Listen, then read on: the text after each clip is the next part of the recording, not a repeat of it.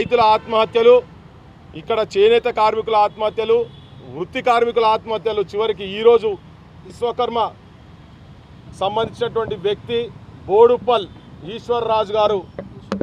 ఈశ్వరాచారి గారి ఫోటో.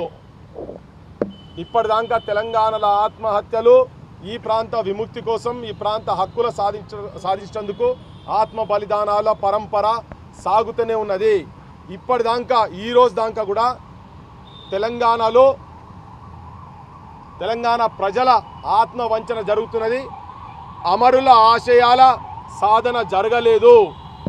ఈ ప్రాంత ప్రజల మీద ఆంధ్ర పాలకులు ఎట్లయితే అనగదొక్కినరో, తెలంగాణ విముక్తి అయిన తర్వాత 2014 నుంచి ఇయ్యాలటి వరకు ఇంకా అప్పుడేమో ఆంధ్ర పాలకుల చేతులల్లో, ఇప్పుడు తర్వాత తెలంగాణ వచ్చిన తర్వాత ఆంధ్ర పాలకుల భావజాలాన్ని వాళ్ళ మనసులలో గుండెలలో తలకాయలు నింపుకున్నటువంటి మొన్నటిదాకా ఉన్న ముఖ్యమంత్రి, ఇప్పుడున్న రేవంత్ రెడ్డి దాకా ఈ అరెస్టుల పరంపర, తెలంగాణకు అడుగడుగున అవమానాల పరంపర నడుస్తూనే ఉన్నది.